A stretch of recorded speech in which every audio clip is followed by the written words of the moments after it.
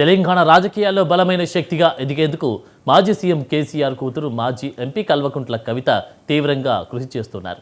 తనదైన గుర్తింపు కోసం తెలంగాణ రక్షణ సేన పేరుతో కొత్త రాజకీయ ప్రయాణాన్ని ప్రారంభించిన కవిత ఇప్పుడు తన పార్టీ భవిష్యత్తును బలోపేతం చేసేందుకు పక్కా రాజకీయ వ్యూహాలకు పదును పెడుతున్నారు. తండ్రి కేసీఆర్ తరహాలోనే యజ్ఞయాగాలు వాస్తు ముహూర్తాలను బలంగా నమ్మే కవిత తాజాగా తమిళనాడు ప్రముఖ జ్యోతిష్యుడు సంఖ్యాశాస్త్రవేత్త రాధాన్ పండిట్తో హైదరాబాద్లోని తన నివాసంలో భేటీ కావడం తీవ్ర దుమారం రేపుతుంది.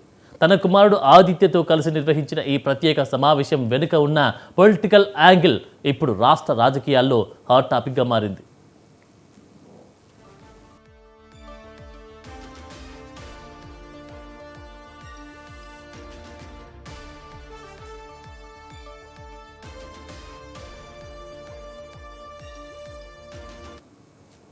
తమిళనాడులో సినీ నటుడు విజయ్ స్థాపించిన తమిళగ వెట్రి కజగం పార్టీకి రాధన్ పండిట్ అందించిన రాజకీయ జ్యోతిష్య సలహాలు అక్కడ పెద్ద ఎత్తున పొలిటికల్ మైలేజ్ తెచ్చిపెట్టాయని ప్రచారం జరుగుతోంది.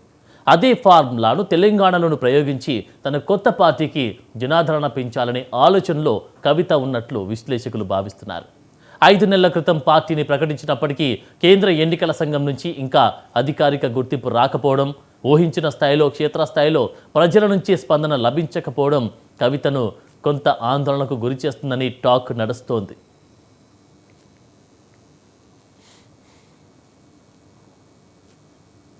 బీఆర్ఎస్ నుంచి బయటకు వచ్చి సొంత బాట పట్టినప్పటికీ కవిత ఇప్పటికీ కల్వకుంట్ల అనే పుట్టింటి పేరే కొనసాగిస్తూ ఉండడంపై సొంత పార్టీ నేతలతో పాటు ప్రత్యర్థుల నుంచి తీవ్ర విమర్శలు వ్యక్తమవుతున్నాయి.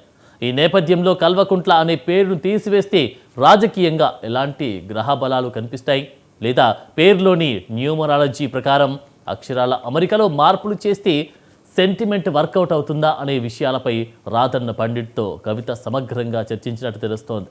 పార్టీ పేరు, లోగో, నాయకురాలిగా తన పేరులో చేసే చిన్నపాటి మార్పులు రాజకీయంగా ప్లస్ అవుతాయని భావిస్తున్నారు.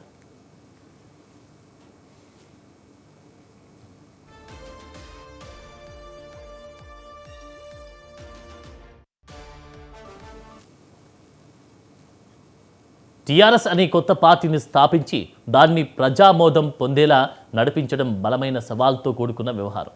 ఇప్పటికే నియోజకవర్గాల వారీగా ఇన్ఛార్జీలను నియమిస్తూ కమిటీలను వేస్తున్నటువంటి కవిత పార్టీకి ఆర్థిక మూలాలు సమకూర్చుకోవడం, ఇతర ప్రధాన పార్టీల నుంచి అసంతృప్తి నేతలను తమ వైపు తిప్పుకోవడంలో ఆశించిన స్థాయిలో వేగం పుంజుకోలేకపోయారు.